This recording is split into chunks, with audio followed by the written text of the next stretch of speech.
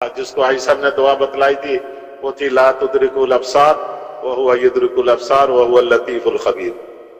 کہا تھا یہ آیت ہے قرآن کی کہ یہ آیت پڑھتے ہوئے چلتا جا، ہر جگہ تیرے لیے راستہ کھلتے چلے جائے. لا تدرک الابصار وہو یدرک الابصار وہو اللطیف الخبیر. حافظوں سے پوچھ لو بھائی، لا تدرک الابصار وہو یدرک الابصار وہو اللطیف الخبیر. اپنے مسجد کے امام صاحب ہیں ان سے لکھوا لے، پڑھتے رہو، وہ بارڈر کراس کرتے جاؤ، اس میں تعداد نہیں ہے. اور وہ جو تانے دار صاحب کو حاجی صاحب نے بتلایا تھا وہ یہ بتلایا تھا کہ جب گھر میں داخل ہو، جب بھی گھر میں داخل ہو زور سے سلام کرو، السلام علیکم ورحمۃ اللہ وبرکاتہ، کوئی گھر میں ہو یا نہ ہو. حدیث پاک میں آتا ہے کہ جو گھر میں سلام کر کے داخل ہوتا ہے اس کے لیے اللہ تعالیٰ وافر رزق کا فیصلہ کر دیتا ہے. صرف سلام کرنے پہ وافر، جب گھر میں داخل ہو سلام کر.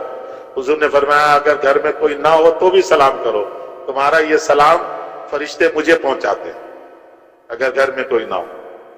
حاجی صاحب نے اسے کہا کہ صرف گھر میں جب داخل ہو سلام کرو اور پھر کوئی سا بھی درود شریف پڑھ لو صلی اللہ علیہ وسلم، یہ بھی درود ہے، چھوٹا درود. اور پھر ایک دفعہ بسم اللہ الرحمن الرحیم پڑھ لو، اور پھر ایک مرتبہ قل هو اللہ احد اللہ الصمد لم یلد ولم یولد ولم یکن لہ کفوا. بس سلام، درود شریف، بسم اللہ، سورہ اخلاص. تو مشکل چیز تو نہیں ہے، پیسے لگیں گے، اس پہ خرچہ ہوگا. جب گھر میں داخل ہو فرمایا بس یہ عمل کر کے اندر داخل ہو. جتنا قرضہ ہے وہ بھی اللہ اتار دیں گے، آئندہ مقروض بھی کبھی نہیں ہوگا، اور وافر رزق کا بھی فیصلہ ہو جائے گا. نہ کسی کے پاس جانے کی ضرورت، نہ مانگنے کی ضرورت. 15 دن کے بعد ہی اس نے. تبلیغی جماعت کے تمام اکابرین کے بیانات کو حاصل کرنے کے لیے ہمارے فیس بک پیج تبلیغی بیانات اور یوٹیوب چینل تبلیغی بیانات آفیشیل کو سبسکرائب کریں. جزاکم اللہ. اور وہ تاجر لوگ،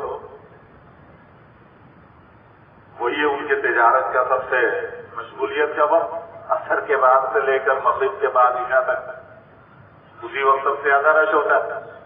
تو وہاں ایک تھے عبدالشکور بخاری، بہت پرانے. بھائی صاحب نے فرمایا کہ یہ سب سے پہلا آدمی تھا جس نے اتنی تجارت چھوڑ کر جس نے کہا میں دوں، اور اس نے مسجد کو وقت دینا شروع کیا عصر سے عشاء. تو وہ بیمار تھے، حاجی صاحب ان سے ملنے کے لیے گئے، ان کی عادت کے لیے ہم ساتھ تھے. بھائی صاحب نے جاتے حاجی صاحب سیڑھیاں چڑھ کر گئے، خود ہی سیڑھیاں چڑھ کر اور اوپر اس کے پاس گئے، اور جا کر حاجی صاحب وہ بستر پہ لیٹے تھے. صاحب ایسا نے کہا تم زمزم پیتے کیوں نہیں؟ وہ بھی پرانے تھا، انہوں نے کہا یقین کہاں سے لاؤ؟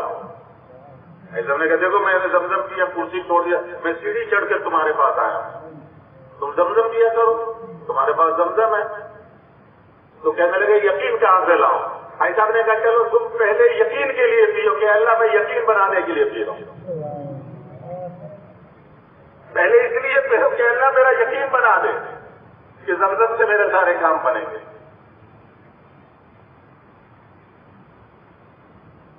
ماء زمزم لما شرب له.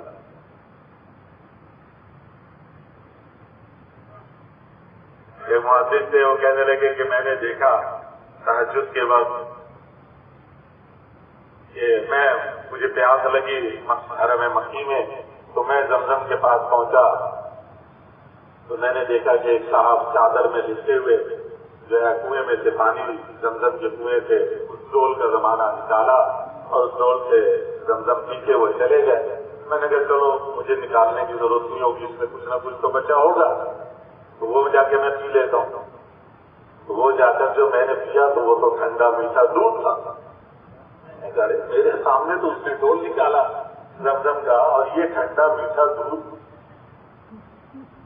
تو اگلے دن پھر تہجد کے وقت مجھے خیال آیا کہ شاید آج پھر آئے گا وہ آدمی.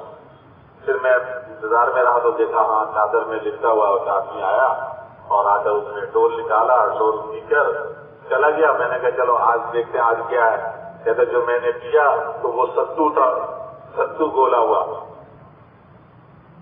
یہ بہت بڑا بزرگ ہے کہ یہ جو ہے نکالتا ہے زمزم اور ہوتا ہے وہ کچھ اور. تیسرے دن میں نے کہا آج تو میں پیوں گا، بعد میں پہلے اس آدمی کو دیکھوں گا یہ ہے۔ تو انہوں نے نکال کر جب پیچھے وہ جانے لگے تو کہنے لگے میں نے پیچھے سے پکڑ لیا۔ میں نے کہا پہلے یہ بتاؤ کہ آپ کون ہو؟ کہنے لگے کیوں؟ کہتے پہلے دن آپ نے زمزم نکال کر پیا، آپ بچا ہوا میں نے پیا تو وہ ٹھنڈا میٹھا دودھ تھا، دوسرے دن جو نکالا تو وہ ستو تھا، آج کا تو مجھے اب پتا نہیں۔ تو کہنے لگے ایک وعدہ کرو کہ میری زندگی میں کسی کو نہیں بتائے گا کہ میں کون ہوں، یہ جو بات ہے یہ میری زندگی میں نہیں بتائے گا، میرے مرنے کے بعد بتا دینا کوئی بات نہیں۔ کہہ رہے ٹھیک ہے وعدہ ہے، آپ کی زندگی میں نہیں بتاؤں گا۔ اچھا میں سفیان سوری ہوں، پہلے دن میرا بڑا جی چاہا کہ اللہ مجھے ٹھنڈا میٹھا دودھ پلا دے، میرے پاس کچھ نہیں تھا، میں نے کہا چلو زمزم نکال کے اسی نیت سے پیتا ہوں تو اللہ نے مجھے ٹھنڈا میٹھا دودھ پلا دیا۔ دوسرے دن مجھے ستو پینے کو جی کر رہا تھا، میں نے اللہ سے کہا کہ اللہ میں زمزم نکال کے پی رہا ہوں، مجھے ستو بنا پلا دیا، تو اللہ نے ستو پلا دیا۔ آج مجھے شہد والا میٹھا دودھ پینے کو دل کیا تو آج مجھے اللہ نے وہ پلا دیا۔ کہتے میں نے واپس جا کر جو بچا ہوا تھا وہ پیا تو واقعی وہ شہد والا میٹھا تھا، وہ پانی تھا، ماں زمزم لما شرب۔ کیا فرمایا مولانا یوسف صاحب رحمۃ اللہ علیہ، نماز بنانی ہے تو اللہ کی جو قدرت اس گھر کے پاس ظاہر ہوئی ہے، استقبال قبلہ حقیقت میں استقبال قدرت الہی ہے، جو قدرت وہاں بار بار ظاہر ہوئی، پھر اللہ نے اپنی قدرت سے بغیر فوج ہتھیار اور بغیر کسی سبب کے، کسی بڑے سبب کے ابرہا اور اس کے ہاتھیوں کے لشکر کو چھوٹے چھوٹے پرندوں کی چھوٹی چھوٹی چنچریوں سے تحس نحس کر دیا اپنی قدرت سے۔ اور اللہ نے اپنی قدرت سے ایک یتیم جو پیدا ہوا یتیم اور مسکین فقیر کی اسکیم کو اپنی قدرت سے اللہ نے ساری دنیا میں چلا کر دکھایا۔ وہ اللہ کی قدرت جو ظاہر ہوئی ہے، اے اللہ میں تیرے اس قدرت کی طرف چہرہ کیے کھڑا ہوں، تیری قدرت جہاں ظاہر ہوئی ہے اس کی طرف۔ اور جب قرات کرے، حضرت نے فرمایا جب قرات کرے تو قرآن پڑھتے ہوئے یہ دھیان ہو کہ میرا قرات وہ اللہ سن رہا جو شہرت سے زیادہ قریب ہے۔ یہ قاری حافظ کے پیچھے اگر اس کا استاد کھڑا ہو جائے نا تو اس کی ٹانگیں کانپنے شروع ہو جاتی ہیں کہ میرے پیچھے میرا استاد کھڑا ہوا۔ اگر یہ استحصال ہو کہ میری قرات جو ہے وہ شہرت سے قریب اللہ سن رہا ہے تو پھر کیسے قرآن پڑھے گا؟ 2 منٹ میں 4 رکعت پڑھے گا؟ یہ اسے پتا چلے اس کو یہ دھیان کہ اللہ سن رہے ہیں شہرت سے زیادہ قریب۔ اور فرمایا قیام رکوع سجدہ کرتے ہوئے یہ دھیان میں اللہ کا امر پورا کر رہا ہوں، اللہ خوش ہو کر مجھے پالیں گے۔ جب پہلے سجدے میں جائے تو یہ دھیان کرے کہ تو اصل میں مٹی تھا، پہلے سجدے سے اٹھتے ہوئے یہ دھیان کرے کہ تو اس مٹی سے انسان اللہ نے تجھے بنایا۔ 2 سجدوں کے درمیان بیٹھنے کے وقت میں یہ دھیان کرے بھائی تیری دنیا کی زندگی اتنی ہے، اور دوسرے سجدے میں جاتے ہوئے یہ دھیان کرے کہ مر کے پھر تجھے مٹی ہونا ہے، اور دوسرے سجدے سے اٹھ کر یہ دھیان کرے کہ قیامت میں اللہ کے سامنے کھڑے ہو کر جواب دینا۔ ہر رکعت میں یوں دھیان جما کر نماز پڑھو، پھر دیکھو نماز کیسے بنتی ہے۔ اور جب نماز بن جائے تو دنیا اور آخرت کے سارے مسئلے مسائل کا حل اسی نماز سے ہے۔ تمہارے ہر مقدمے کا حل اس نماز میں، ہر بیماری سے شفا اس نماز میں، ہر پریشانی سے راحت اس نماز میں، ہر غم سے خوشی اس نماز میں، قبر کی پریشانی دور اس نماز سے، حشر کے میدان کی پریشانی ختم اس نماز سے، پرصراط پر سے گزرنا اس نماز سے، اور بغیر حساب کتاب کے جنت میں جانا اسی نماز سے۔ جب نماز بن جائے پھر دیکھے نماز کی طاقت کہ نماز سے مسئلے کیسے حل ہو۔ لیکن یہ تب ہوگا جب ہمیں دنیا میں نہ رہنے کی کی عادت بن جائے کہ ہمیں دنیا میں نہیں رہنا۔ حضور صلی اللہ علیہ وسلم ممبر پہ تشریف لائے، کھڑے ہوئے اور کھڑے ہو کر صحابہ کے سامنے فرمایا ایھا الناس کأن الموت فیھا علی غیرنا کتب۔ لوگوں، 1400 سال پہلے حضور فرما رہے ہیں صحابہ کی جماعت کو، لوگوں تم تو دنیا میں یوں رہ رہے ہو جیسے موت ہم پر نہیں، ہمارے علاوہ کے لیے ہے، ہمیں موت نہیں آئی، ہمارے لیے موت نہیں لکھی گئی ہے، ہم ایسے رہ رہے ہیں۔ وَكَأَنَّ الْحَقَّ فِيهَا عَلَى غَيْرِنَا وَجَبَ۔ اللہ کے جو احکامات ہیں، اللہ نے جو حقوق بتلائے ہیں، جو اللہ کے امر ہے، وہ ہم پر واجب نہیں ہے، کسی اور کے لیے ہے۔ میں تو جیسے کیسے بولوں، جس طرح بولوں، سختی سے بولوں، نرمی سے بولوں، اچھے لفظ بولوں، برے لفظ بولوں، لیکن تمہیں اچھا بولنا چاہیے، تمہیں سخت نہیں ہونا چاہیے تھا، تمہیں جھوٹ نہیں بولنا چاہیے، تمہیں نہ آپ کسی سے وہ نہیں کرنا چاہیے، میں جیسے مرضی رہوں، یعنی میرے لیے نہیں ہے میں نماز پڑھوں نہ پڑھوں، لیکن تم کیوں نماز پڑھو؟ وَكَأَنَّ الَّذِي نُشَيِّعُ مِنَ الْأَمْوَاتِ صَفْرٌ عَمَّا قَلِيلٍ إِلَيْنَا رَاجِعُونَ۔ حضور فرما رہے ہیں کہ ان کو جن کو ہم روز آئے دن رخصت کر رہے ہیں، کفن میں لپیٹ کر آگے بھیجتے جا رہے ہیں، ہم یہ سمجھ رہے ہیں مسافر ہیں، سفر پہ گئے، بس ابھی تھوڑی دیر میں آ جائیں گے، جیسے ہم نے مسافر کو رخصت کر دیا بس۔ وَنَأْكُلُ تُرَاثَهُمْ كَأَنَّنَا مُخَلَّدُونَ بَعْدَهُمْ، اور ان کے چھوڑے ہوئے مال متاع ترکے کو ایسے ٹوٹتے ہیں، ایسے کھاتے ہیں کہ وہ تو گیا ہے، ہمیں تو ہمیشہ یہی رہنا ہے۔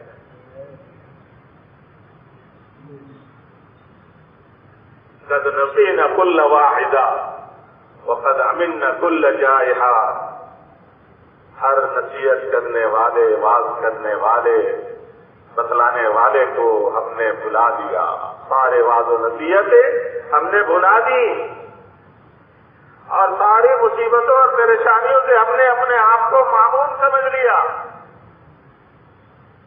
کسی کو پریشانی، بیماری، دکھ، مصیبت، ایکسیڈنٹ میں دیکھ کر کہا اس کو ہوا، میں تو مجھے امن ہے، مجھے نہیں ہوگا۔ اس کی ماں مری ہے، میری نہیں مرے گی، اس کی بیوی گئی ہے، میری والی تو رہے گی، اس کا بیٹا گیا ہے، میرا بیٹا تو رہے گا۔ ہم اس امید میں لگے تھے۔ طوبى لمن شغله عیب عن عیوب الناس، خوشخبری ہے، مبارکبادی ہے اس شخص کے لیے جو اپنے عیب کو دیکھنے میں، اپنے خامیوں کو دیکھنے میں، اپنی کوتاہیوں کو دیکھنے میں اتنا مشغول ہے کہ اس کے پاس دوسروں کے عیوب دیکھنے کے لیے فرصت ہی نہیں، وقت ہی نہیں ہے کہ دوسرے کو عیوب دیکھے کہ اس میں کیا خرابی، دیکھو جی وہ ایسے بولا تھا، دیکھو اس نے میرے ساتھ یہ سلوک کیا۔ اس کو اپنے عیوب دیکھنے کی مشغولی اتنی ہے کہ اس کے پاس وقت ہی نہیں بچا کہ کسی اور کی کوئی خامی اور کوتاہی کو دیکھے۔ ہمارے بزرگ تھے نا بھائی بلال صاحب، دیکھا آپ میں سے کسی نے؟ ایک ہی حال تھا، تو ابھی زیادہ عرصہ نہیں ہوا۔ وہ مشہور بزرگ جس کا نام تو سنا ہوگا جنہوں نے تیل میں، گرم تیل میں ہاتھ ڈال دیا تھا، اکثر سناتے ہیں، لیکن یہ بات یاد رکھیں وہ بزرگ بننے کے بعد کبھی ہاتھ نہیں ڈالا تھا، بزرگ بننے کے بعد انہوں نے ایک دفعہ بھی ہاتھ نہیں ڈالا۔ یہ جب ہاتھ ڈالا تھا اس وقت تو انہوں نے 2-4 گشتیں کی تھی، لیکن جوش ایمانی یہ کبھی کبھی ہوتا ہے، یہ نہیں آپ لوگ ہر وقت جا کر ہاتھ ڈالتے رہو، دکھاتے رہو، وہ ایک حال ہوتا ہے۔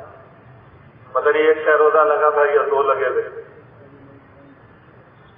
وہ طلباء جو ہے نا یہ کالجوں کے، اسکولوں کے، یہ طلباء ان کے اوپر شہد کی مکھی کی طرح چمٹے رہتے تھے۔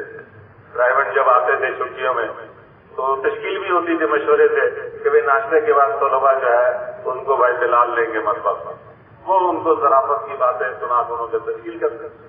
ایک عجیب بات فرماتے تھے، جب تم کسی کی طرف یوں کرتے نا، یوں انگلی سے، تو ایسا ہے تو یہ 3 انگلی تیری طرف اشارہ کرتی ہے کہ تو 3 مرتبہ ایسا، کیوں کہتا ہے ایسا ہے؟ تم نے کیا تو یہ 3 انگلی کہہ رہے نہیں 3 دفعہ کیا تم نے. اس کی طرف 1 انگلی سے اشارہ کیا تو یہ 3 انگلی تیری طرف اشارہ کر دی.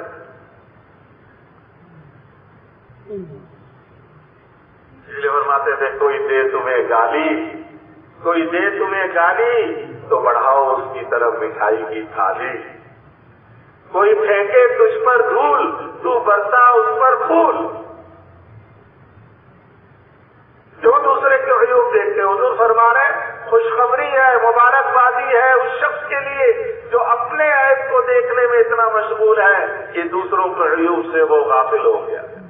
طوبی لمن طاب مقصبہ, طوبی لمن طاب مقصبہ. خوشخبری اور مبارکبادی ہے اس آدمی کے لیے. حضور نے فرمایا طوبہ جنت کے ایک درخت کا نام ہے, شجرۃ فی الجنہ.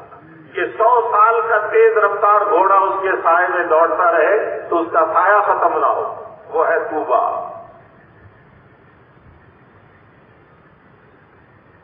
کہ جس کی کمائی پاکیزہ. ماں یوسف صاحب رحمۃ اللہ علیہ فرماتے تھے کہ حرام کا ایک لقمہ برسہ برس کے عمل کو ضائع برباد کر دیتے. حرام. اسے فرماتے تھے یہ مدرسے والے یہ بھی غور کیا کرے کہ کون مال لے کر آ رہا, کیسا لے کر آ رہا, کہاں سے لا رہا, کہیں ہمارے بچوں کو ہمارے طالب علموں کو حرام تو نہیں کھلا رہا.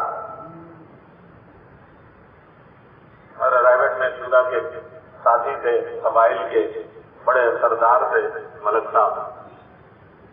وہ اپنے علاقے میں گئے تو ان کے علاقے کے ایک مسجد کے اور مدرسے کے محتوی وہ کہنے لگے ملک صاحب یہ تبلیغ میں جو لگ جاتا ہے وہ پھر مسجد مدرسے کا خیال نہیں کرتا. یہ کیا بات ہو گئی کہ دیکھیں جی وہ فلاں جو ہے شخص وہ تبلیغ میں نہیں لگا تھا, 3 چلے نہیں لگائے تھے, ہمارے مدرسے کو بھی اتنا دیتا تھا, مدرسے کا بھی خیال کرتا تھا, مسجد کا بھی خیال کرتا تھا. اور وہ 3 چلے لگا کے آیا ہے اور کچھ بھی نہیں دیتا ہمیں. ملک صاحب نے اس کو بلا لیا. بلا کر ملک صاحب نے کہا کہ بھائی جب تجھے حدیث دین کا نہیں پتا تھا تو اتنا مسجد مدرسے کو دیتا تھا, اب تبلیغ میں لگنے کے بعد زیادہ کرنا چاہیے نہ کہ بند کرنا چاہیے. یہ تو ہمارے دینی ادارے ہیں, ان کے اوپر زیادہ خرچ کرنا چاہیے. تو کہنے لگا ملک صاحب تبلیغ سے پہلے تو میں پاؤڈر کا کام کرتا تھا. جانتے ہیں نا پاؤڈر, زیادہ اس کی تشریح میں جانے کی ضرورت. اس میں سے مجھے کچھ بچ جاتا تھا تو 10-20 ہزار میں مسجد مدرسے کو بھی دے دیتا. مولوی صاحب نے کبھی نہیں پوچھا مجھ سے کہ کہاں سے لا کے دیتا ہے. جب تبلیغ میں گیا تو مجھے پتا چلا کہ یہ تو سارا حرام تھا. میں نے وہ سارا چھوڑا, اللہ سے ہم نے رویا, بڑی معافی مانگی, توبہ کیا, اور میں اب جو ہے ایک ریڈی بنائی ہے. صبح صبح میں سبزی منڈی جاتا ہوں, وہاں سے فروٹ پیٹیوں میں لے کر آتا ہوں اور وہ ریڈی پہ لگا کر دن بھر سڑک کے کنارے کھڑے ہو کر بیچتا ہوں. جو 100-200 روپے مجھے روز کا بچتا ہے اس میں سے 5-10 روپے میں اپنے مسجد مدرسے کے ڈبے میں ڈال دیتا ہوں. اب ملک صاحب نے مولوی صاحب کو بلا کر کہا یہ جو چندہ دیتا رہا تمہارے اور اسی چندے سے تم نے بچوں کو کھلایا, یہ بچے عالم بن کر ساری دنیا میں اسلام پھیلائیں گے. یہ جو کھانا کھلائے ان کو تم نے پوچھا یہ؟ جب مسجد مدرسے کے معاملے میں اتنی احتیاط ہے تو جو ہم جس رنگ میں چل رہے ہیں ہمارا کیا حال ہوگا. اسے مولانا یوسف صاحب رحمۃ اللہ علیہ نے ایک دفعہ مرکز نظام الدین میں بیان کرتے ہوئے فجر کے بعد طلباء اساتذہ کو سامنے بٹھایا اور باقی سب کو, اور پھر ان کو کہا کہ جب وہ جو باقی ہے ان سب کو آخر میں کہا کہ جب جو دن رات قرآن حدیث فقہ میں لگے ہوئے ہیں 7-7, 8-8 سال سے طلباء اور 20-20, 30-30, 40-40 سال سے پڑھے اساتذہ, ان کے لیے اتنی احتیاط اور پابندی ہے تو تم جو دن بھر گندگیوں میں پھنسے ہوئے تمہارے لیے کتنی ہے. جو ہر وقت قرآن حدیث میں لگے ہوئے ان کو اتنی احتیاط کی ضرورت ہے تو تم تو ہر وقت ہو ہی غلاظت کے اندر, تمہارے کتنی احتیاط کی ضرورت ہے.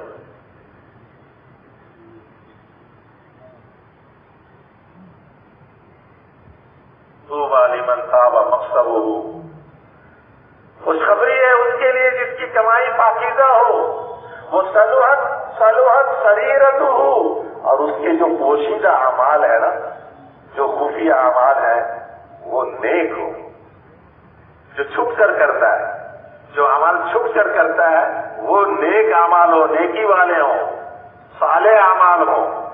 وہ حسنت علانیت ہو، اور اس کے جو اعلانیہ اعمال ہے وہ خوبصورت ہو، جمال سے بھرپور ہو۔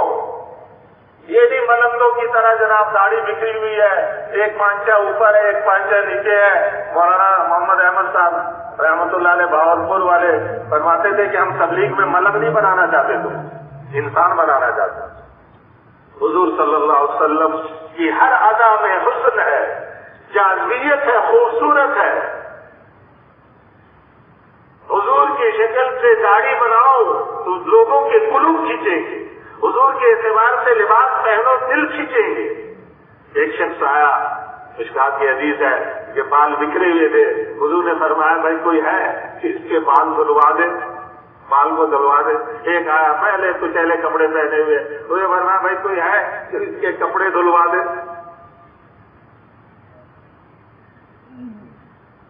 حضور کے ظاہری اعمال کو خوبصورت بنا کر پیش کرنا، اس میں جاذبیت ہے، کشش ہے۔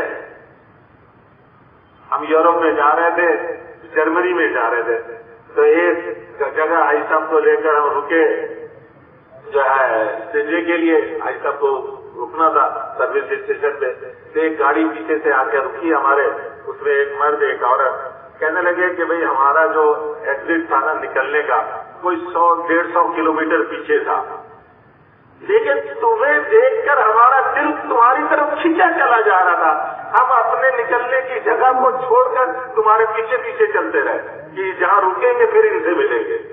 کیا بات ہے، تم عیسیٰ علیہ السلام کے حواری ہو؟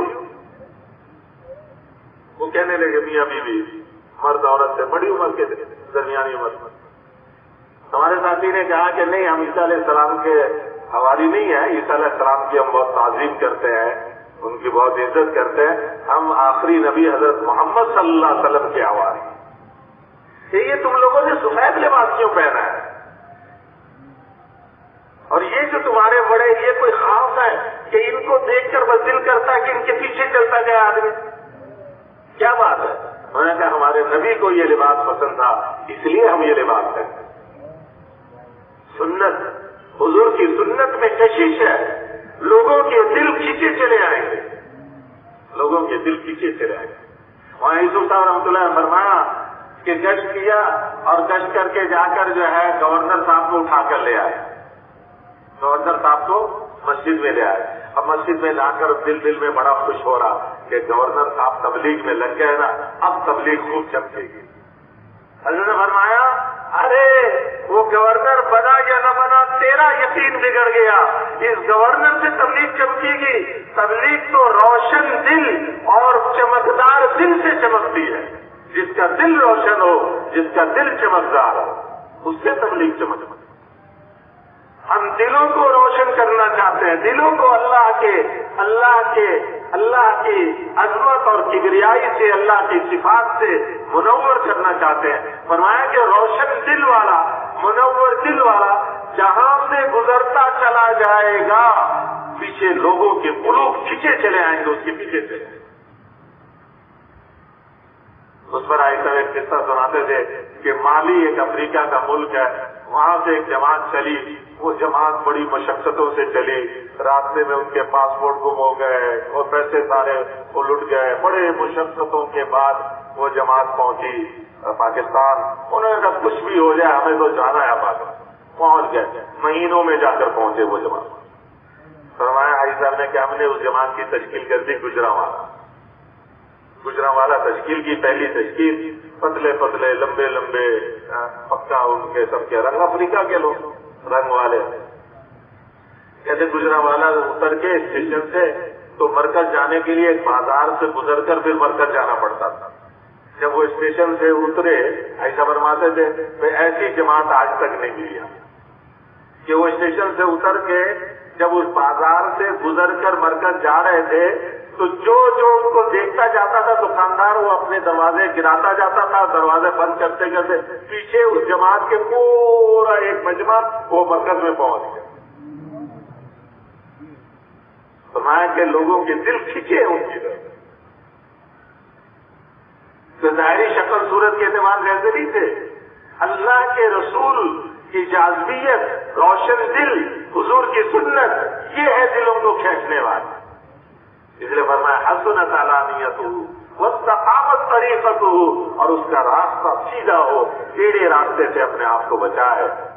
طوبی لمن تواضع للہ من غیر منقصۃ وانفق مما جمع من غیر معصیۃ، خوشخبری اور مبارکبادی ہے اس شخص کے لیے کہ جو تواضع اختیار کرتا ہے، اپنے آپ کو کچھ نہیں سمجھتا، اپنے آپ کو سب سے نیچے رکھتا ہے، اللہ کے لیے، کسی کے ڈر سے نہیں، کسی سے نفع اٹھانے کے غرض سے نہیں، کسی کے عہدے اور منصب کی وجہ سے نہیں، صرف اللہ کے لیے، اللہ کے نام پر اپنے آپ کو نیچے کرتا ہے۔ من تواضع للہ رفعہ اللہ، جو اللہ کے لیے اپنے آپ کو نیچے کرتا ہے، اللہ اس کو اوپر سے اوپر کرتے چلے جاتا ہے۔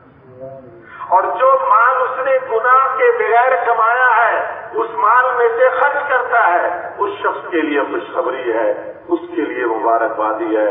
خالط اہل الفقہ والحکمہ، جو علماء ہیں، مفتیان ہیں، اہل حکمت ہیں، اہل علم ہیں، ان کی صحبت میں رہتا ہے، علماء کے پاس اٹھتا بیٹھتا ہے، اہل علم کے پاس آتا ہے۔ ورحم اہل الذل والمسکنہ، اور معاشرے میں جو گرے پڑے لوگ ہیں جن کو کوئی نہیں پوچھتا، ان پہ رحم کھاتا ہے۔ اس شخص کے لیے مبارکبادی ہے، خوشخبری ہے۔ وَأَنفَقَ الْفَضْلَ مِنْ مَالِي وَأَمْسَكَ الْفَضْلَ مِنْ قَوْلِي، اپنی زبان کو فالتو باتوں سے روکے رکھتا ہے اور اپنے پاس زائد مال کو اللہ کے نام پہ خرچ کرتا رہتا ہے۔ وَسِعَتْهُ السُّنَّةُ وَلَمْ يَعْدِلْ عَنْهَا إِلَىٰ بِدْعَةٍ، اور سنت حضور کی کافی ہے اس کے لیے، اور حضور کی سنت کو چھوڑ کر کسی بدعت کی طرف نہیں جاتا۔ یہ بیان فرما کر آپ صلی اللہ علیہ وسلم ثم نزل، ممبر سے اتر۔ 1400 سال پہلے صحابہ رضوان اللہ علیہم اجمعین کی اس جماعت جو حضور پر جان نچھاور کرنے والی، اللہ کے نام پر جان قربان کرنے والی، اس جماعت کو اللہ کے رسول صلی اللہ علیہ وسلم فرما رہے ہیں کہ دنیا میں جینے کے لیے مت جیو، دنیا میں مرنے کے لیے جیو۔ ہمارے حاجی صاحب رحمۃ اللہ علیہ فرماتے تھے کہ اب تو ہر طرف جینے کی فضا بنی ہوئی ہے۔ چیز لینے جاتے ہیں تو اس سے پوچھتے ہیں کہ اس مشین کی گارنٹی کارڈ بھی دو گے، کتنے سال کی گارنٹی ہے؟ 3 سال کی، 5 سال کی۔ اپنی گارنٹی کا پتہ نہیں، مشینوں کی گارنٹی مانگتا پھر رہا ہے، اپنا پتہ نہیں کہ اگلا ساتھ لے سکے گا یا نہیں۔ اس لیے آخرت کا استحضار ہو، موت کے تذکرے ہو، موت سے ڈرنے والا وہ موت اپنے اوپر حاوی کیے رہتا ہے، اور موت کو چاہنے والا، موت کیا ہے؟ الموت جسر، موت ایک پل ہے جو دوست کو دوست سے ملا دیتی، حبیب کو محبوب سے ملا دیتی۔ فرمائیں کہ جو اللہ سے ملاقات کے شوق میں ہوتا ہے، اللہ اس سے زیادہ اس سے ملاقات کے شوق میں ہوتا ہے۔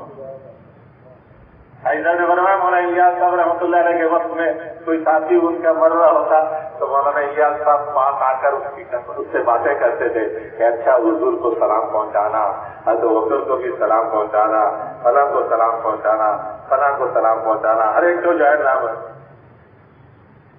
یہ ساتھی جا رہا تو ان کے ذریعے سے سلام پہنچا رہا کہ وہاں تمہیں ملیں گے سب، تو ان سب کو ہمارا پیغام پہنچا دیں۔ کیا خیال ہے؟ جینے کے لیے دنیا میں آئے ہیں یا مرنے کے لیے؟ مرنے کے لیے، اور مرنے کی تیاری کرنے کے لیے اپنے آپ کو ہر وقت تیار رکھنا ہے۔ یہ محنت اسی سلسلے کی کری ہے کہ ہم اپنے آپ کو اس بات کے لیے تیار کریں کہ ہمیں اللہ کے پاس جانا ہے اور اللہ سے ہماری ملاقات ہوگی۔ اللہ سے ملاقات اس حال میں ہو کہ اللہ بھی ہم سے خوش ہوں، ہم بھی اللہ سے خوش ہوں۔ بھائی صاحب نے فرمایا کہ مولانا یوسف صاحب رحمۃ اللہ علیہ نے مجھ سے نظام الدین کے حوض کے کنارے بٹھا کر کہا کہ ارے عبدالوہاب مسئلہ بخشش کا نہیں ہے، بخشش تو اللہ کی ذات سے امید ہے انشاءاللہ ہو ہی جائے، بخشش کا مسئلہ نہیں ہے۔ وہ تو فاحشہ نے خنزیر کے بعد سب سے زیادہ نجس جانور کتے کو پانی پلایا، اسی میں بخشش ہو گئی، کتے کو پانی پلانے پر بخشش ہو گئی۔ پتہ نہیں بخشش کے لیے اللہ نے کیا کیا بہانے بنائے ہوئے۔ مسئلہ یہ ہے کہ کل کو جب حضور صلی اللہ علیہ وسلم صحابہ رضوان اللہ علیہم اجمعین کی جماعت کے ساتھ اللہ کے حضور پیش ہوں تو ہم بھی صاف ہوں۔ مسئلہ یہ ہے ہم کہیں پیچھے نظر نہ آ رہے ہوں۔ بزرگ آتے ہیں نا تو لوگ بھاگتے ہیں، گاڑیاں بھگاتے ہیں، گاڑی حضرت کی گاڑی کے ساتھ گاڑی۔ مسئلہ یہ ہے کہ حضور اور صحابہ کے ساتھ ہم نظر آ رہے ہیں، 14ویں صدی والے حضور اور صحابہ کے ساتھ نظر آ رہے ہیں، اس کے لیے یہ سب دو کرتے ہیں۔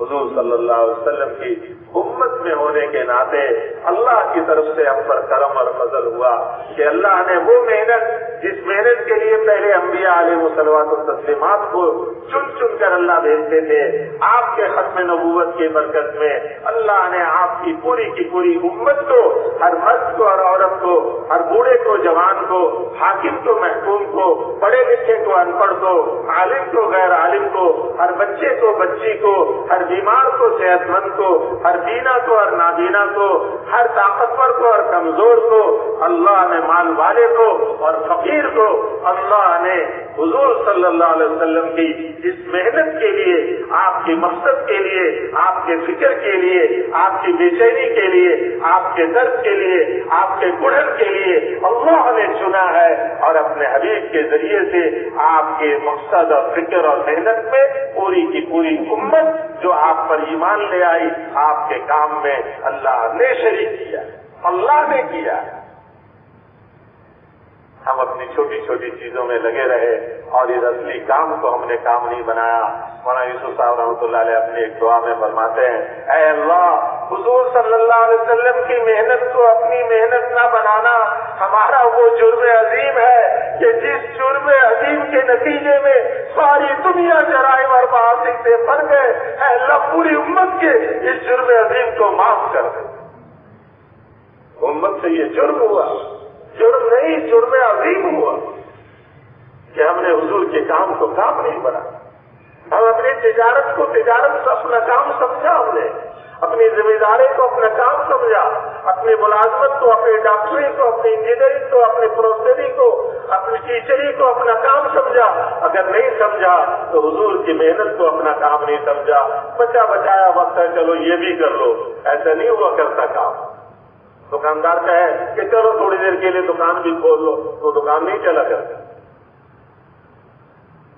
تھکے تھکائے بچے بچائے آ کر چلو جی گھنٹہ آدھا گھنٹہ جو ہے شام کو بھی دے دو، ایسے نہیں ہوتا۔ ہم نیت کرے، عزم کرے کہ پچھلے کی تو اللہ سے سب سے پہلے معافی مانگ لیں، استغفر اللہ الذی لا الہ الا هو الحی القیوم واتوب الیہ، استغفر اللہ الذی لا الہ الا هو الحی القیوم واتوب الیہ، استغفر اللہ الذی لا الہ الا هو الحی القیوم واتوب الیہ۔ یہ ایسا استغفار ہے کہ 3 دفعہ پڑھ لے تو سمندر کے چھاگ جتنے بھی اس کے گناہ ہوں گے سب معاف۔ ایسا رحمۃ اللہ علیہ فرماتے تھے کہ ہم اپنی شخصی انفرادی غلطیوں پر استغفار کو کرتے رہنا چاہیے، ہر وقت استغفار کرتے رہنا چاہیے، لیکن اس عظیم محنت کو محنت نہ بنایا، جس محنت کو محنت نہ بنانے کی وجہ سے گناہوں کی فضا میں برباد ہو گئی، اس پر استغفار نہیں کرتا، بلکہ ہمارا تو استغفار بھی استغفار کو چاہتا ہے کہ ہم اپنے استغفار پر بھی استغفار کریں، اللہ سے معافی مانگے کہ اللہ تک جو نہیں کیا اس کو معاف کر دے۔ التائب من الذنب کما لا ذنب له، گناہ سے توبہ کرنے والا ایسا ہے کہ جیسے اس نے گناہ کیا ہی نہیں۔ حدیث قدسی کا ایک ٹکڑا ہے، اللہ فرماتے ہیں یا ابن آدم لو كانت ذنوبك عنان السماء، یا ابن آدم لو كانت ذنوبك عنان السماء ثم استغفرتنی غفرت لك ولا ابالی۔ ارے آدم کے بیٹے، اگر تیرے گناہ اس پورے آسمان کو ڈھانپ لینے کے بقدر بادلوں جتنے ہو جائیں، اس زمین آسمان کے خلا کے بھرنے کے بقدر تیرے گناہ ہو جائے، اور تو مجھ سے اپنے گناہوں کی معافی مانگ لے، میں تیرے سارے گناہ معاف کر دوں، مجھے کوئی پرواہ نہیں۔ اس کریم آقا سے بھاگ کر کہاں سے چین ملے گا؟ اس مہربان رحمان الرحیم ارحم الراحمین اللہ کے آغوش رحمت سے نکل کر کہاں سکون ملے گا؟ میرے محترم بھائی اور بزرگوں، اللہ کی طرف رجوع کر لیں، اپنی غلطیوں کی معافی مانگ لیں۔ نہ معلوم ہمارے ان غلطیوں کی وجہ سے اللہ نے ہمیں بھی سب کو ایک جھٹکا دیا اور ہمیں دکھلا دیا۔ اللہ نے فضل کیا، کرم کیا کہ پھر سے اللہ نے وہ محنت کے سلسلے جاری کر دیے۔ اس پر اللہ کا شکر ادا کریں اور نیت اور عزم کریں کہ جو پہلی کوتاہی ہوئی اب اس کوتاہی سے بچیں گے، آئندہ کے لیے اس کام کو کام بنائیں گے، اس محنت کو محنت بنائیں گے، اس کے ہر تقاضے پہ اپنے آپ کو پیش کریں گے، آگے مشورے والے جیسا طے کرتے کریں گے، لیکن اپنے آپ کو ہر قربانی میں آگے بڑھانے کی کوشش کریں گے۔ اس کے لیے فی الحال تو ابھی ملکوں کی جماعتیں سال 7 مہینے کی اس کے ارادے کرتے رہے، تفقد کراتے رہے۔ جب اللہ نے دروازہ کھولا ملکوں کے لیے تو انشاءاللہ جائیں گے، لیکن فوری طور پر 3 چلے کی جماعتیں، علماء کرام جو سال کے لیے جن کے سال رہ گئے پچھلے سال جب نہیں جا سکے شعبان کے بعد، تو وہ ہمت ارادے کے ساتھ کہ انشاءاللہ انبیاء علیہم الصلوات والتسلیمات کو جو محنت اللہ جل جلالہ دے کر بھیجتے تھے، اس محنت کا ایک لازمی اور یقینی نتیجہ ہے۔ جو دنیا میں محنت کی شکلیں پھیلی ہوئی ہیں، اس کا نتیجہ لازمی یقینی نہیں، امکانی ہے۔ لیکن جو محنت دے کر اللہ نے نبیوں کو بھیجا ہے، تمام انبیاء علیہ الصلوات والتسلیمات کو بھیجا ہے، اس محنت کا ایک لازمی اور یقینی نتیجہ ہے۔ کیا ہے وہ؟ کہ اس محنت کے نتیجے میں ہدایت کا نور دل میں داخل ہوتا ہے۔ جب وہ محنت کی جاتی ہے تو اس محنت کے نتیجے میں ہدایت کا نور دل میں داخل ہوتا ہے۔ جب ہدایت کا نور دل میں داخل ہوتا ہے تو پھر اسے اللہ کے اور اللہ کے رسول کی پہچان ہو جاتی ہے کہ اللہ کون ہے۔ ہم اللہ کو مانتے ہیں، لیکن جیسے اللہ کو پہچاننا چاہیے ویسے نہیں پہچانتے، ویسے نہیں پہچانتا۔ سن 2005 کی بات ہے، اکتوبر کا مہینہ تھا، پاکستان میں ایک زبردست زلزلہ آیا تھا، بڑا زبردست زلزلہ۔ بھائی صاحب اکثر اپنے بیان میں فرمایا کرتے تھے کہ آدھے منٹ میں اللہ نے کابل سے لے کر دلی تک کو ہلا کے رکھ دیا، صرف 30 سیکنڈ۔ 30 سیکنڈ میں کابل سے لے کر دلی تک کو ایک جھٹکا دیا، سب کی چی بول گئی۔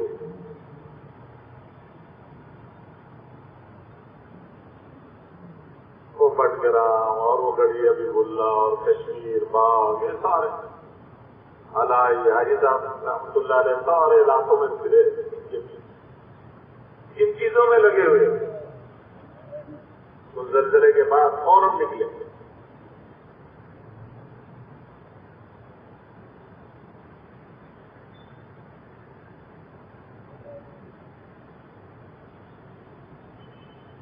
جس وقت یہ زلزلہ آیا میں جماعت کے ساتھ اسلام آباد میں تھا، ایک جماعت تھی، اس میں اکثر افسران تھے، پولیس کے، فوج کے، حاضر سروس۔ تو اللہ کی شان پتہ چلا کہ یہ بڑی عمارت جو ہے معرض اللہ شیطان ہے، وہ زلزلے میں زمین بوس ہو گئے اور کوئی حادثات ہوئے، ہم مسجد میں تھے ہی، تو ساتھی ہمارے سارے جو ہے وہ مسجد سے باہر جانے لگے، تو مجھے بھی انہوں نے بلایا کہ میں باہر آ جاؤں۔ میں 2 قدم چلا، پھر مجھے خیال آیا کہ اگر موت آج طے ہے تو مسجد سے باہر جاؤں گا تو بھی آئے گی،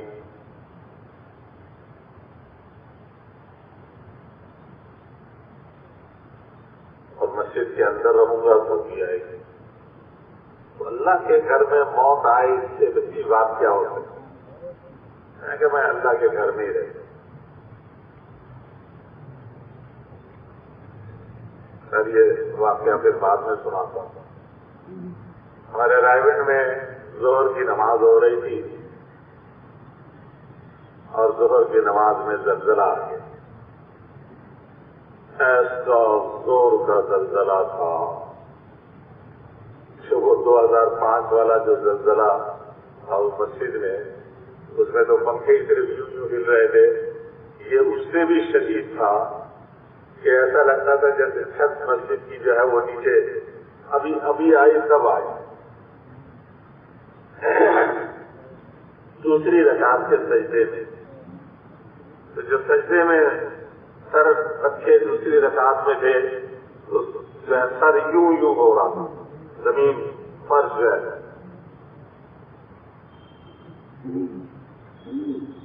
حاجی صاحب رحمۃ اللہ علیہ آپ کھڑے تھے، میں ان کے دائیں طرف، ہمارا مجمع اکثر جو ہے وہ نمازیں توڑ کر اور شور مچا کر باہر نکل گئے، پہلی سب کے لوگ اور بعد کے کچھ اور لوگ۔ امام ماشاءاللہ اللہ اسے جزائے خیر دے، وہ جمع رہا، نماز پڑھاتا رہا۔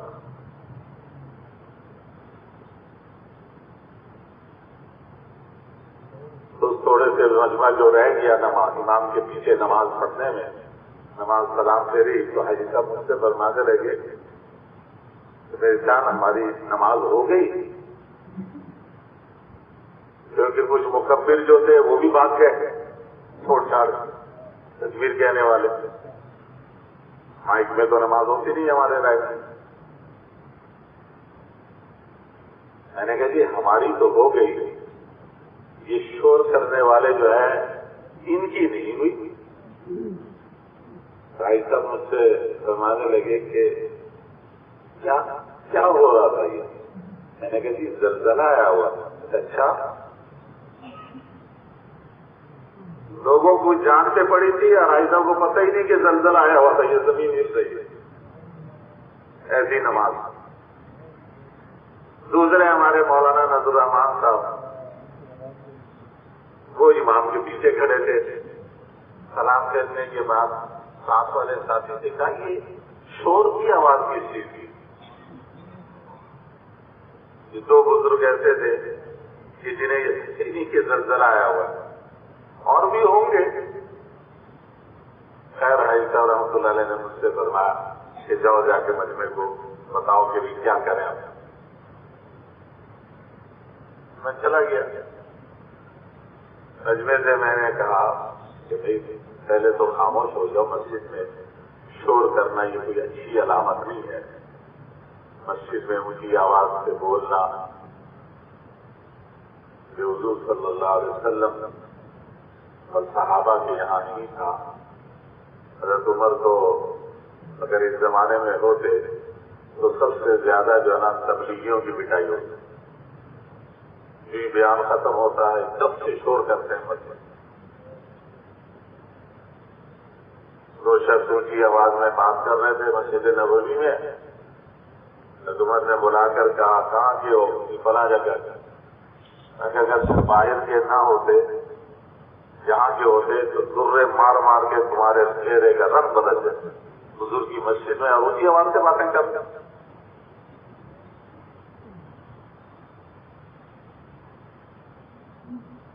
صرف ہمارے امام اعظم ابو حنیفہ رحمۃ اللہ علیہ کے نزدیک مسجد میں وعظ و نصیحت، درس و تدریس، تعلیم و تعلم، اس کے لیے اگر آواز اونچی کرتا ہے تو اس کی گنجائش ہے باقی ائمہ کی تو کسی چیز کی گنجائش ہے. ہمارے امام صاحب نے اس کی اجازت دی ہے کہ بھائی بیان، واز، تبلیغ، دعوت، اس کے لیے آواز تھوڑی سی اگر اونچی کرتے ہو ضرورت کے مقدر تو کر سکتے. میں گیا، میں نے کہا کہ آج ہمارا لوگ کہتے ہیں نا تبلیغ والے اتنے ہو گئے، لاکھوں ہو گئے، بس انقلاب لے آئے جناب، پلٹ دیں سارا نظام کو. میں نے کہا آج ہمارا پتہ چل گیا، کچا چکا کھل گیا. کیسے کھل گیا کہ ہر وقت دعا مانگتے ہیں اللہ اپنے راستے کی موت دے دے، اے اللہ اپنے راستے کی موت دے دے. مانگتے ہیں نا دعا، کہتے جی اللہ کے راستے کی موت مل جائے، دعا کرتے جی اللہ کے راستے کی موت مل جائے. میں نے کہا اللہ کا راستہ، پھر اللہ کا گھر، اور پھر اللہ کے سب سے زیادہ پسندیدہ عمل نماز، جو اللہ نے معراج پہ بلا کر اپنے حبیب کو عطا کیا تحفہ امت کے لیے، وہ نماز.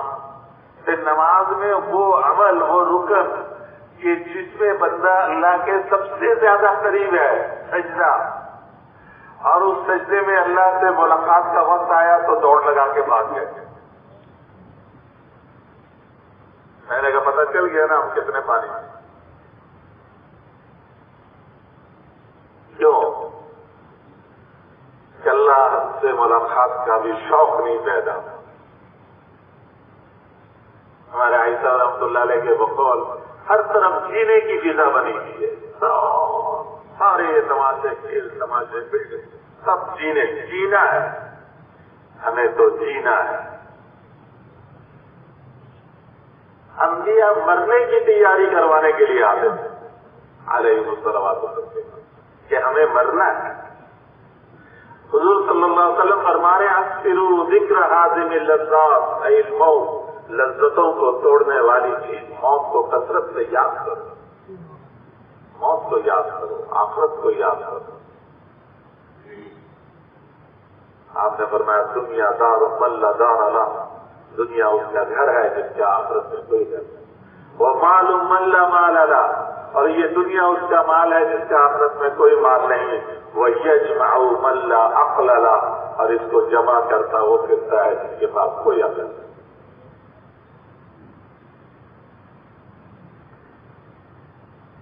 خیر عین اس زلزلے کے موقع پہ 2005 کے زلزلے کی بات بتا رہا تھا کہ تشکیل میں تھا میں. ہماری تشکیل ہو گئی جب وہ زلزلہ کے ہلکے ہلکے سے جھٹکے آ رہے تھے تو ایک بڑے افسر تھے پولیس کے، ان کے ساتھ میری تشکیل ہو گئی. ایک پولیس کا ہی ایک ادارہ ہے، ان کے آئی جی صاحب سے ملاقات ہوئی. آئی جی صاحب سے ملاقات ہوئی. وہ جو تھے وہ پورے صوبہ سندھ کے پولیس کے سب سے بڑے تھے اور حاضر سروس تھے. جو میرے ساتھ گئے تھے چلے میں چل رہے تھے، 3 چلے ان کے لگ چکے تھے. اور یہ پولیس کا ایک ادارہ تھا، اس کے سربراہ تھے. عملی طور پر یہ بڑے جو ہے مضبوط عہدہ اور طاقتور عہدہ کہلاتا تھا پورے صوبہ سندھ کا. وہ اس کے مقابلے میں معمولی تک. جب ہماری گاڑی وہاں پہنچی، ہم اندر گئے، خیر ملاقات وغیرہ ہوئی، تو وہ جو اس ادارے کے تھے وہ بڑے، وہ بولنے ہی نہیں دے رہے تھے. وہ جو ہمارے ساتھ تھے، وہ جو گیٹ سے بڑے تھے، وہ تھوڑے سے غصے ہو گئے کہ یار تو چھوڑ اپنی مولانا صاحب کی بات کرو. میں نے کہا نہیں، بات آپ پوری کر لیں. انہوں نے کوئی گھنٹہ سوا گھنٹہ لگایا اپنی بات پوری کرنے میں. جب بات پوری کر لی تو میں نے ان سے عرض کیا. انہوں نے کہا کہ اللہ کے حقوق تو معاف ہو جائیں گے، بندوں کے حقوق ہم نہیں ادا کرتے، بچوں کے، میاں بیویوں کے، ماؤں کے، پڑوسیوں کے، ملازموں کے. اور یہ بات میں نے ان سے عرض کیا کہ اجازت ہے تو میں کچھ عرض کروں. جب بات ان کی پوری ہوگی کہنے لگے ہاں جی فرما. میں نے کہ یہ بتائیں، یہ ہمیں کیسے پتا چلا کہ یہ اللہ کا حق ہے، یہ بندے کا حق ہے؟ ہمیں کس نے بتایا کہ اللہ کا حق کیا کیا ہے؟ ماں کا حق کیا، بیوی کا حق کیا، باپ کا حق کیا، بھائی کا حق کیا، پڑوسی کا حق کیا، ملازم کا حق کیا، مالک کا حق کیا؟ یہ سارے جو حق ہے یہ ہمیں پتا کیسے چلے؟ کس نے بتایا کہ کس کا کیا ہے؟ سر وہ چپ رہے۔ میں نے عرض کیا کہ یہ سارے حقوق جو ہیں یہ تو اللہ اور اللہ کے رسول نے بتایا نا ہمیں۔ اللہ نے اپنے نبی کے ذریعے سے ہمیں کہلوایا کہ اس کا یہ حق، اس کا یہ حق، میرا حق یہ، نبی کا حق یہ، پڑوسی کا حق یہ، بیوی کا حق یہ، بھائی کا حق یہ، ملازم کا حق یہ، سارے اللہ نے اپنے نبی کے ذریعے سے ہمیں بتلایا۔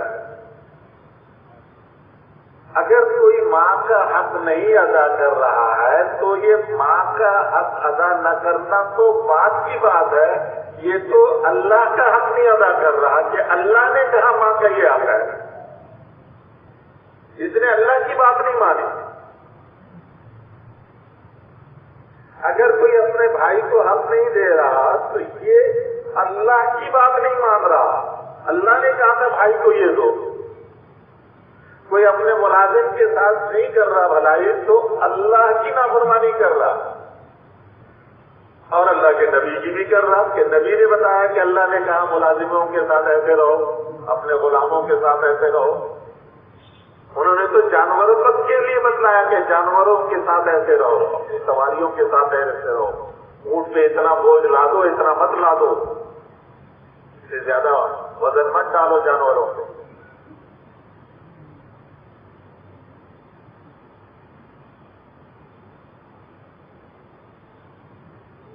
ہم نے عرض کیا کہ ہم جو اس محنت کے ذریعے سے چاہ رہے ہیں وہ یہ چاہ رہے ہیں کہ اصل مسئلہ یہ ہے کہ ہم نے اللہ کو جیسے پہچاننا چاہیے تھا ویسے پہچانا۔ اللہ کو مانتے ضرور ہیں، میں نے کہا اس کی تازہ ترین مثال آپ کے دفتر میں کہ آپ کے آنے سے پہلے ہم داخل ہوئے یہاں پہ، ہمارے یہ پولیس کے جو سربراہ ہیں یہ پورے صوبہ سندھ کے سب سے بڑے ہیں، لیکن آپ کے چوکیدار نے دروازہ بھی کھولا، آپ کے گیٹ کیپر نے دروازہ نہیں کھولا، یہ گاڑی سے اتر کر خود گئے اور جا کر اس سے کچھ بات کی، تو بات کرنے کے بعد بھی اس نے بڑے ڈھیلے شاید انہوں نے اپنا تعارف نہیں کرایا ہوگا، انہوں نے کہا ہوگا میرا دوست ہے میں اس سے ملنا ہے، اس نے بڑے ڈھیلے انداز سے جو ہے نا دروازہ کھولا، آرام سے ہماری گاڑی گئی۔ اتنے میں آپ کی گاڑی آ گئی، اس نے ابھی دروازہ بند ہی کیا تھا کہ آپ کی گاڑی آ گئی۔ آپ کی گاڑی کو دیکھتے ہی یہ بھاگا اور جا کر اس نے اتنی جلدی سے جناب دروازہ کھولا، سیلوٹ کیا اس نے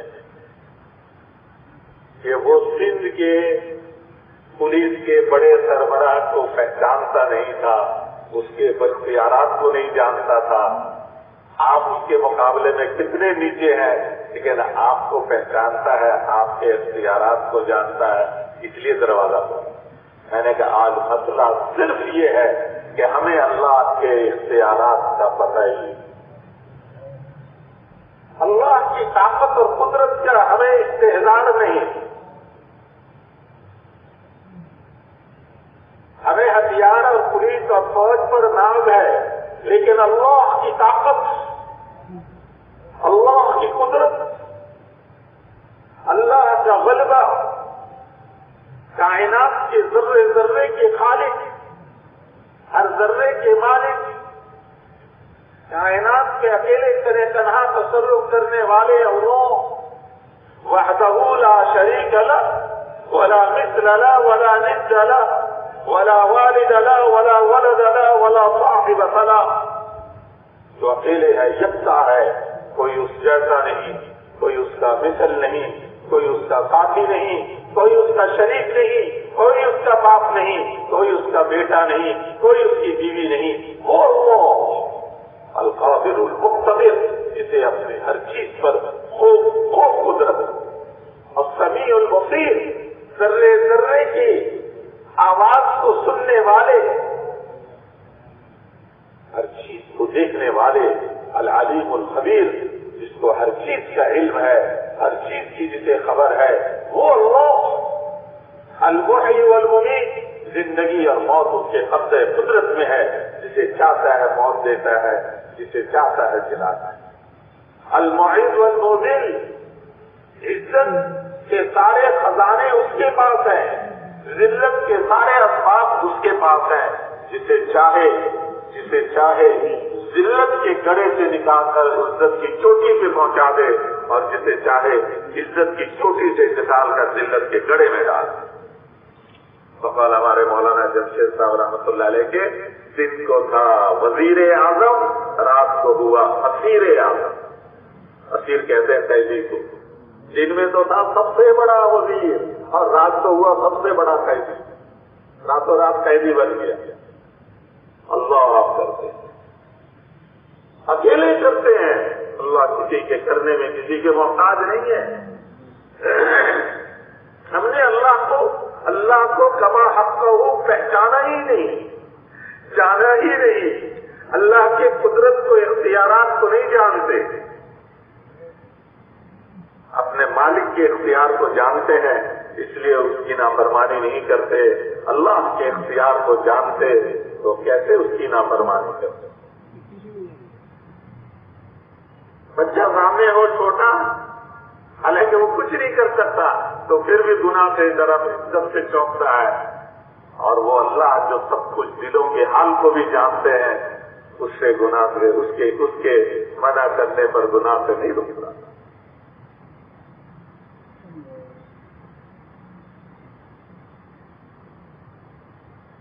میں نے کہا ہم لوگوں کے دلوں میں اللہ کی عظمت بٹھانا چاہتے ہیں، عظمت والے، قدرت والے، بزرگی والے، بڑائی والے، کبریائی والے صرف اور صرف اللہ ہے، اللہ ہے۔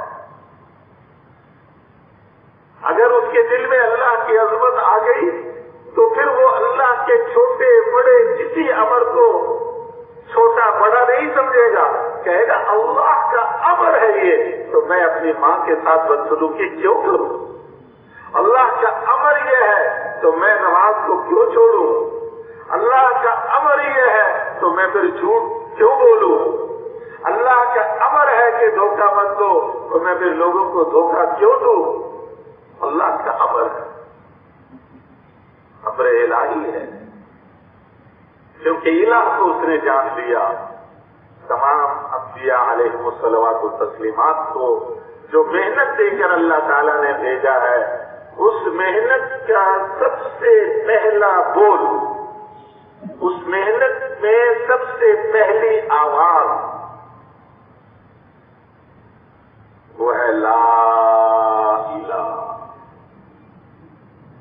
تمام انبیاء علیہ السلام کی محنت میں سب مشترک چیز بشمول امام الانبیاء، سید المرسلین، خاتم النبیین، رحمت للعالمین، سرور کونین، تاجدار دو عالم، محمد مصطفیٰ احمد مصطفیٰ صلی اللہ علیہ وسلم کی محنت کے کہ ان کی بھی محنت میں پہلی ندا، پہلی آواز لا الہ۔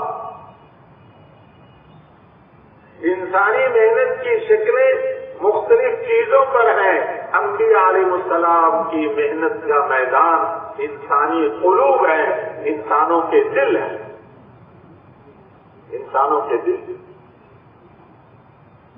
اس لیے جن لوگوں کے یقین، دلوں کا یقین جن چیزوں پہ بتا ہوا تھا اور جن چیزوں پہ جمع ہوا تھا، نبی اللہ نے نبی کو ان کی طرف بھیجا، اور اس نبی نے آ کر آواز لگائی کہ کوئی الہ نہیں۔ عربی زبان میں الہ کہتے ہیں اس ہستی کو، اس ذات کو جس سے سارے کام بن جائیں، اس کو عربی میں الہ کہتے ہیں، الہ کہتے ہیں۔ نبی آ کر کہتے تھے تمہارا کام نہیں بنے گا، ان میں سے کسی سے تمہارا کام نہیں بنے گا، یہ الہ نہیں ہے۔ جس قوم کے لوگوں کے دلوں جس قوم کے دلوں میں یہ بات تھی کہ حکومت آ جائے تو کام بنے گا، نبی نے آواز لگائی کہ حکومت سے کام نہیں بنے گا، حکومت الہ نہیں ہے۔ جن کا یقین یہ تھا کہ مال ہوگا تو کام بنے گا، نبی نے آواز لگائی کہ مال سے کام نہیں بنتا، مال الہ نہیں ہے۔ جن کا یقین یہ تھا کہ صنعت حرفت ہوں گے تو کام بنے گا، نبی نے آواز لگائی کہ صنعت اور حرفت سے کام نہیں ہوتا، لا الہ۔ جن کا یقین تھا کہ ہم کثرت میں ہیں، ہماری تعداد زیادہ ہے، ہم لاکھوں کروڑوں میں ہوں گے تو ہمارا کام بنے گا، جیسے آج آواز لگاتے ہیں کہ ہم نے زیادہ ووٹ لے لیے، نبی نے آواز لگائی کہ لا الہ، کہ تمہارے کثرت سے کام نہیں بنے گا۔ انبیاء سابقین علیہم الصلوات والتسلیمات کو اللہ جل جلالہ نے ایک خاص شکل، ایک خاص زمانے، علاقے کی طرف بھیجا، اور وہ اس ایک خاص شکل کے مقابلے میں آواز لگاتے تھے۔ کسی علاقے سے کام نہیں ہوگا، فوج سے کام نہیں بنے گا، پولیس سے کام نہیں بنے گا، ہتھیاروں سے کام نہیں بنے گا، تمہارے عہدے اور منصب سے کام نہیں بنے گا، تمہاری وزارت اور صدارت سے کام نہیں بنے گا، تمہاری طاقت اور قوت سے کام نہیں بنے گا، تمہارے قد و قامت سے کام نہیں بنے گا، تمہاری کثرت سے کام نہیں بنے گا، تمہارے کھیتوں اور باغات سے کام نہیں بنے گا، تمہاری تجارتیں اور تمہارے کارخانوں سے کام نہیں بنے گا۔ کام بنے گا تو صرف اور صرف ایک ذات کو اپنے ساتھ لوگے تو کام بنے گا، الا اللہ، اللہ کو ساتھ لینے پر کام۔ تمام انبیاء علیہ الصلوات والتسلیمات کی محنت اسی بنیاد پر تھی کہ لا الہ الا اللہ۔ اے میرے قوم کے لوگوں، اے میرے زمانے کے لوگوں، اللہ کو الہ تسلیم کر لو، تم کامیاب ہو جاؤ۔ سب سے آخر میں امام الانبیاء سید المرسلین صلی اللہ علیہ وسلم نے تمام اقوام عالم، انبیاء سابقین ایک خاص علاقے، قوم، قبیلے، زمانے کے لیے آتے رہے، لیکن حضرت محمد صلی اللہ علیہ وسلم کو اللہ جل جلالہ عما نوالہ نے تمام اقوام عالم کے لیے، تمام روئے زمین کے انسان اور جنات کے لیے اور قیامت تک آنے والی نسلوں کے لیے نبی اور رسول بنا کر بھیجا، اور یہ آواز لگانے کے لیے کہا یا ایھا الناس، یا ایھا الناس قولوا لا الہ الا اللہ تفلحوا۔ اے دنیا جہاں کے انسانوں، اے بادشاہوں، وزیروں، اے سیاست والوں، حکومت والوں، وزارت والوں، صدارت والوں، مال والوں، کار والوں، کوٹھی والوں، بنگلہ والوں، فقر و فاقہ میں رہنے والوں، عربی بولنے والوں، اے عجم کے رہنے والوں، امریکہ کے شہریوں، افریقہ کے باشندوں، اے جزیروں میں ٹھکانہ کرنے والوں، جنگلوں میں بسیرا بسانے والوں، پہاڑوں کی چوٹیوں پہ گھر سجانے والوں، اے دنیا جہاں کے انسانوں، اے عالموں، اے غیر عالموں، اے پڑھے لکھو، ان پڑھو، مزدوروں، اللہ کو الہ تسلیم کر لو، تم کامیاب ہو۔ اپنے دل میں یہ اتارو کہ اللہ سے ہوتا ہے، اللہ کے غیر سے نہیں ہوتا، اللہ سے ہوتا ہے، ایک اکیلے اللہ سے ہوتا ہے، اور اللہ کرنے میں کسی کے محتاج نہیں، صرف اپنے نبی حضرت محمد صلی اللہ علیہ وسلم کی سنت طریقے کو اختیار کرنے پہ اللہ کرتے۔ صاحب رحمۃ اللہ علیہ فرماتے تھے اللہ سے کروانے کے لیے دربار محمدی سے تمہیں گزرنا پڑے گا، صلی اللہ علیہ وسلم۔ دربار محمدی صلی اللہ علیہ وسلم سے گزرے بغیر اللہ تمہارا کام نہیں بنائے۔ ایک راستہ ہے، دو راستے نہیں، ادھر سے جاؤ ادھر سے چلے جاؤ، کام ہو جائے گا، نہیں، صرف حضرت محمد صلی اللہ علیہ وسلم کا وہ طریقہ ہے جس طریقے پر چل کر اللہ کام بناتے ہیں، باقی کسی اور طریقے پر اللہ نہیں۔ اللہ سے ہونا۔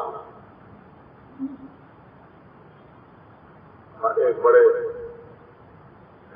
عالم سے بزرگ امتحان لینے رائے بہن آتے تھے اور بہت توحید سے بہت بیان کرتے تھے، تو جب کبھی رائبن امتحان لینے آتے تو صبح فجر کے بعد روزانہ حاجی صاحب رحمۃ اللہ علیہ کا بیان ہوتا تھا، تو اس بیان میں بھی بیٹھتے تھے۔ اس زمانے میں حاجی صاحب 3-4 گھنٹے بیان کرتے تھے، اور ممبر پہ بیٹھ کے بیان نہیں کرتے تھے، کھڑے ہو کر بیان کرتے تھے۔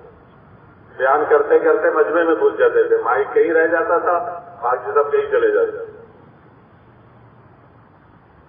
جو اپنے خود دیکھا میں نے، اور مجمع کو بٹھا کر گرمیوں میں تھوڑی سی چھوٹی رات، گرمیوں میں مجمع کو کیا بیٹھو میں ابھی آیا، وہ لوگ بیچارے چھوٹی رات صبح موسم ذرا تھوڑا بہتر ہوتا تو کوئی کسی کونے میں جا کے سو جاتا، کچھ بھی سارے مسجد میں گشت کر کے سب کو اٹھا کر جمع کر کے لا کر بٹھا کے پھر بیان شروع کرتے تھے۔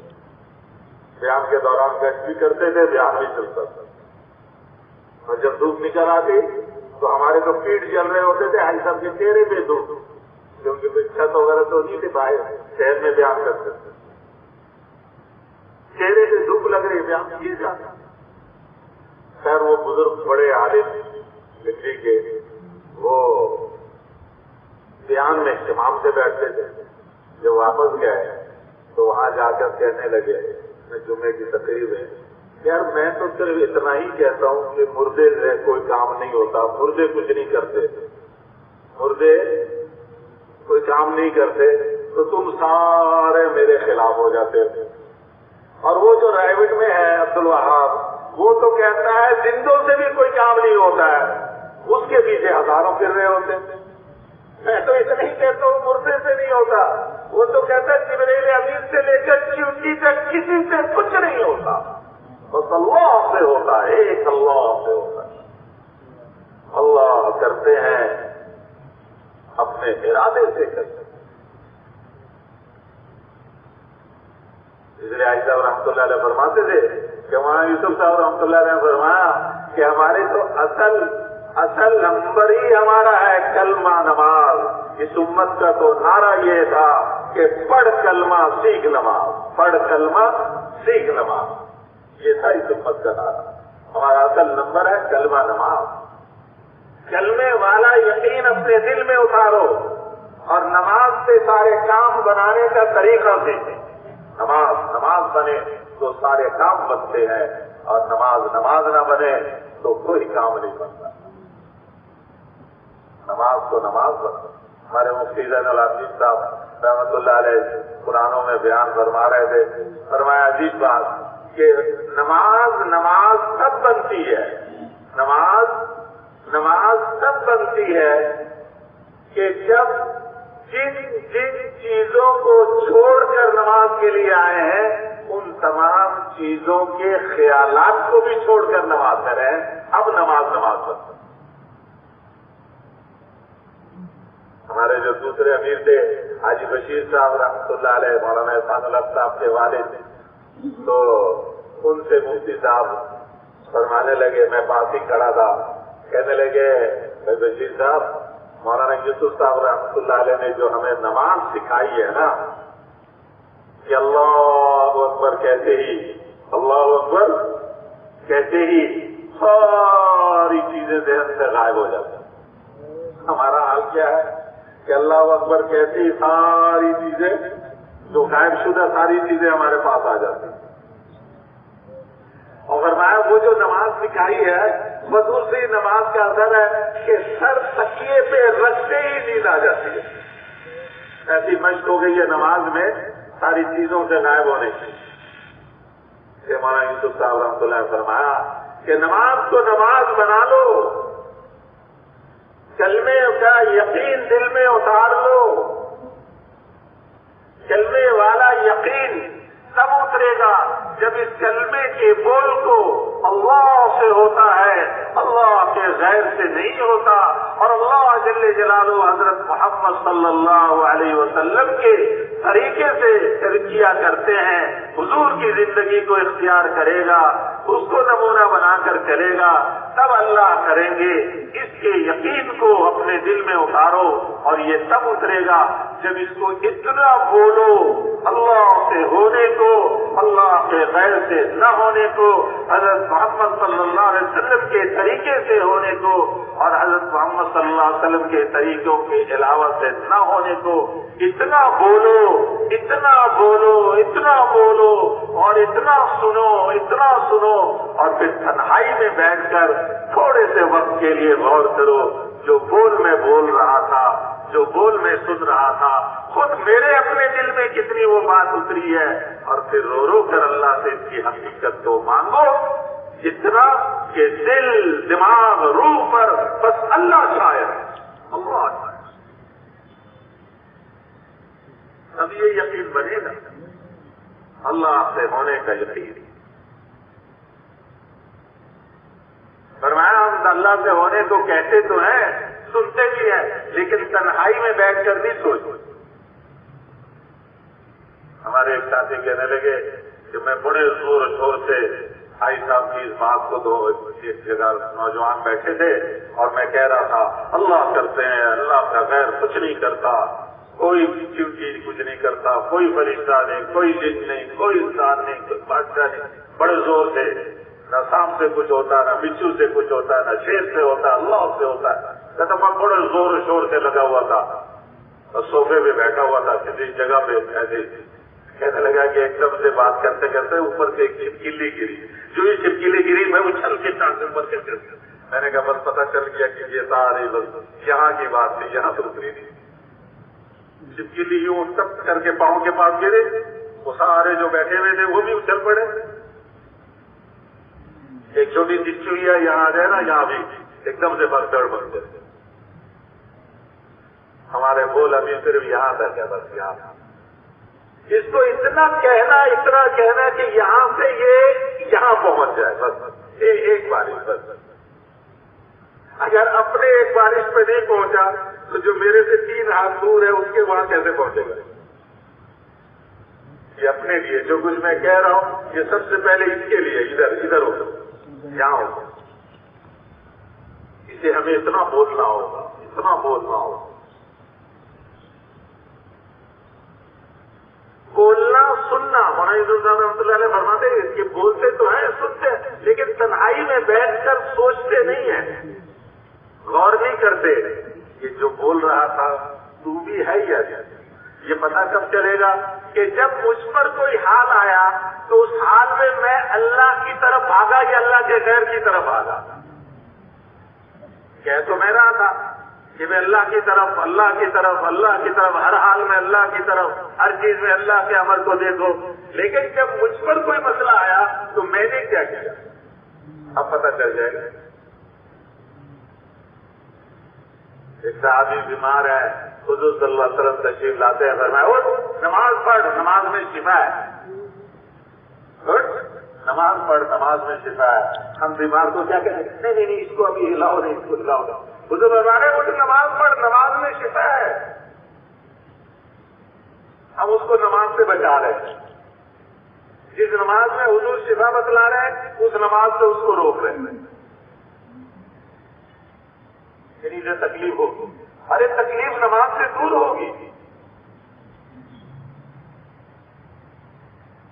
مولانا یوسف صاحب رحمۃ اللہ علیہ نے اپنے ایک مضمون میں فرمایا کہ اگر یہ چاہتے ہو کہ ہر تمہارا سارا مسئلہ نماز سے حل ہو جائے تو جب نماز پڑھو تو یہ دھیان جمایا کرو، نماز پڑھو تو یہ دھیان جمایا کرو کہ اللہ اکبر۔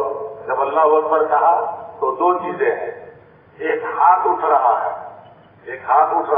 اور ایک زبان سے اللہ اکبر کی صدا نکل رہی ہے۔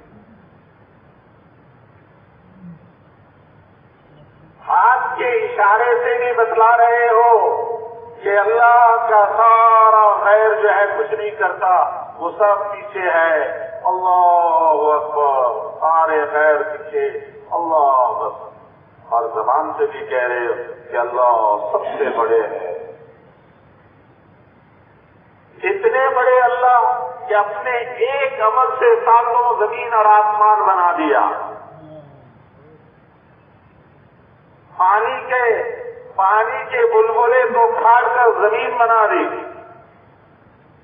اور وہاں اپنا گھر بسا دیا، ساتوں آسمان زمین بن گئے، اور اللہ اتنے بڑے کہ اپنا ایک امر قائم کرے اور ساتوں آسمان زمین کو بسن کر کے رکھے، اور چاہے تو اس سے بھی بڑے زمین اور آسمان اللہ اپنے ایک امر سے بنا دے۔ اتنے بڑے اللہ، میں اس اللہ کے سامنے کھڑا ہوں، اس اللہ کے سامنے کھڑا ہوں۔ اللہ ہو ہمارے مولانا جمشید صاحب رحمۃ اللہ علیہ نماز جب پڑھتے تھے، اللہ کی جان میری جگہ جو ہے پوری طالب علمی میں ان کے بالکل سامنے تھے، تو میں اکثر ان کے صحبت اور ان کے قرب، رات کو سفر کر کر آ کے 1:30 بجے 2 بجے کہیں سے آتے تو سب سے پہلے آ کے مجھے اٹھاتے، چلو جاؤ بلا کے لاؤ جماعت کو سبق پڑھنے کے۔ کبھی 2 بجے رات سبق ہو رہا، کبھی 1:30 بجے سفر چلان سے گلگت سے سفر کر کے پہنچے، اور 1:30 بجے 2 بجے آ جاؤ تفسیر کا سبق پڑھ لو، قرآن کی تفسیر۔ یہ تھے ہمارے پاس۔ میں نے ان سے عرض کیا، میں نے کہا کہ یہ جو آپ نماز میں جب کھڑے ہوتے اللہ اکبر، یہ اتنے زور سے آپ کیوں کرتے ہیں اللہ اکبر؟ تو مولانا مسکرائے، فرمانے لگے میں اصل میں سارے اللہ کے غیر کو نا پیچھے دھکیلتے ہیں۔ جب کسی سے آدمی ناراض ہوتا تو کیا کہتے ہیں؟ چل کیسے کہتے ہیں؟ میں تمہارا کہتے ہیں میں سارے غیر کو پیچھے، اب چل تو کہہ نہیں سکتے، اس لیے اللہ ہمیں ہی سارا کچھ کہتے سارا غیر کو پیچھے دھکا دیا۔ ہمارے پاس تو سارا غیر سامنے آ جاتا ہے، ہماری تکبیر ایسی نماز کہ اللہ اکبر کہتے ہی سارا غیر پیچھے، اللہ ہی اللہ، اللہ ہی اللہ، اللہ ہی اللہ۔